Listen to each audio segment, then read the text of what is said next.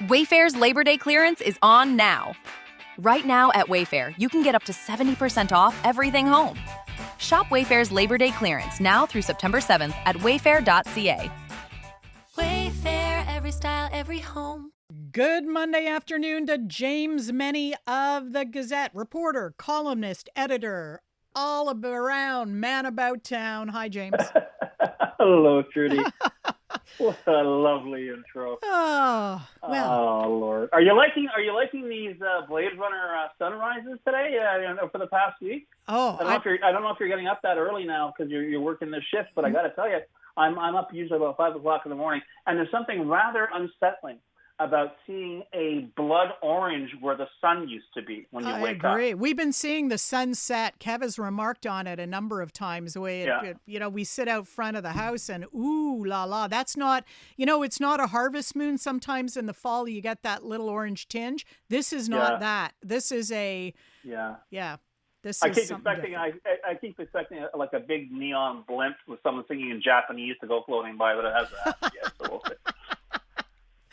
Oh, I love the nerd references. All right, fellow nerd, good stuff. There you go. Well, you know what? You know who isn't a nerd is, and I'm proud to call him my colleague, is the Gazette's Aaron Derfel, who once again has belted one out of the park. It's terrible news, and I'm sure if when people read the story this morning, they were kind of slapping themselves in the forehead. But as some people predicted, actually. This idea that the Legault government was going to get tough. Hey, yeah. You want to go in the private sector? We're going to fine you $200,000 a day.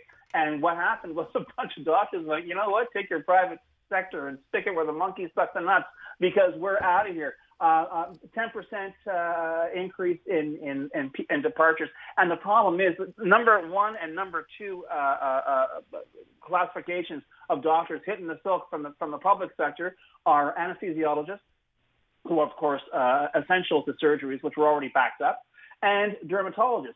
And according to Aaron's story today, more than 73,000 people are on the waiting list, are waiting beyond the recommended time, the safe time, to wait to see a dermatologist. So once again, well done, Monsieur Dubé, well done, Monsieur Legault. You said that, the CAQ government would be the government of health and education, and we can both say that, that they're being hit.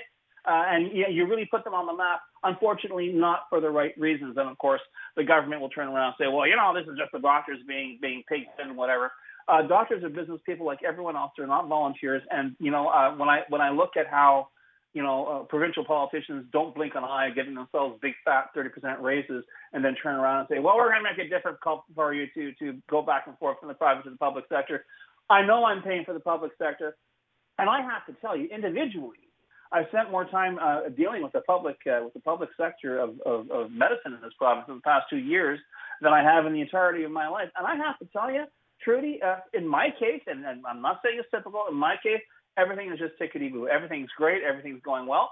But on the other hand, when you look at these numbers, you cannot help but wonder, even if you're just coming into the game, even if you're thinking of setting up practice in Quebec, whether you want to even bother,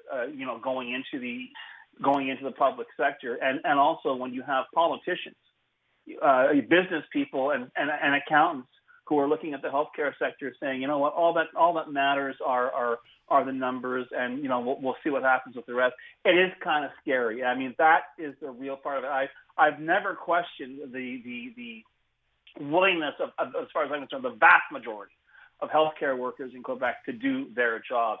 I have questioned, however, the wisdom of having people who are simply in the business of politics overseeing that sector and, in fact, gauging what kind of healthcare people in Quebec receive. Are you taking bets on whether, now that we have so-called business-like management of the healthcare system, whether we'll see a change? No. Listen, we knew the minute that Monsieur Dubé turned around and says, I'm going to get the top guns, we're going to have Santé Quebec, it's going to be just dealing with the day-to-day running of the healthcare network. And a lot of people, myself included, said, hey, wait a second, isn't that your job? But no, what they did was they created a parallel set of bureaucrats, more expenses in terms of administration, more paperasse, more BS for healthcare professionals to have to deal with to try and do their jobs.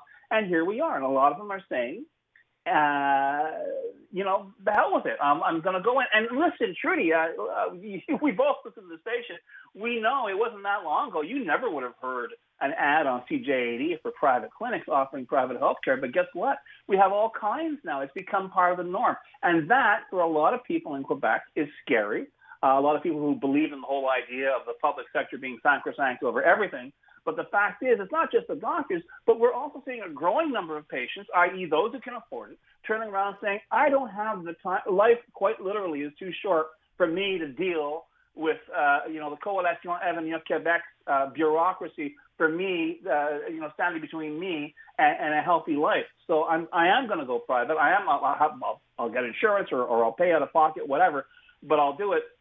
But this is it. And with every passing day, I think we are seeing more and more erosion being done to the public sector. And some people are saying that this is the cunning plan of the CAC government, which is, of course, a government of accountants, they proudly say. And says, listen, the more we can move healthcare in the private sector, the happier everyone's going to be, because it is the biggest ticket item on the budget. But the fact is, one of the main problems that is such a big ticket item on the budget is because nobody knows what they're doing in terms of running the thing. So we come back to square one. But all that said, the reality is there, and I would urge our listeners to go to MontrealGazette.com and check it out, because this story, it's very matter of fact that these numbers are quite daunting, and there's a great little graphic there showing how long you'll probably be waiting depending on what kind of a specialist you want to see. It's downright spooky, but guess what? It's just another day at the office, or in our case, in the waiting room. There are some voters who at this very minute are getting a chance to cast a ballot for or against the CAQ government. Of course, I'm speaking about the people voting in the by-election in Arthabaska. This is what, day 2 of advanced voting, isn't it, James?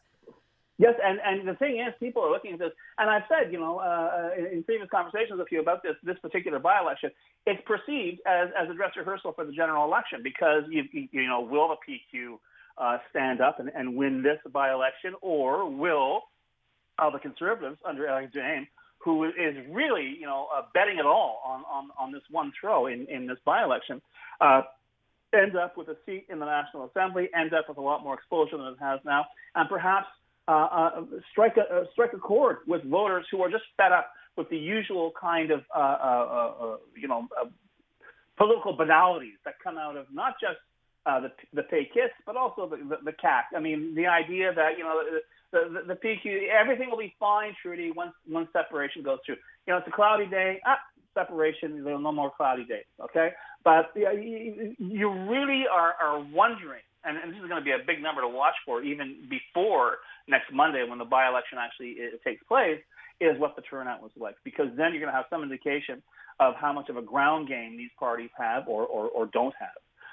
But some folks are saying it'll be as high as 40%.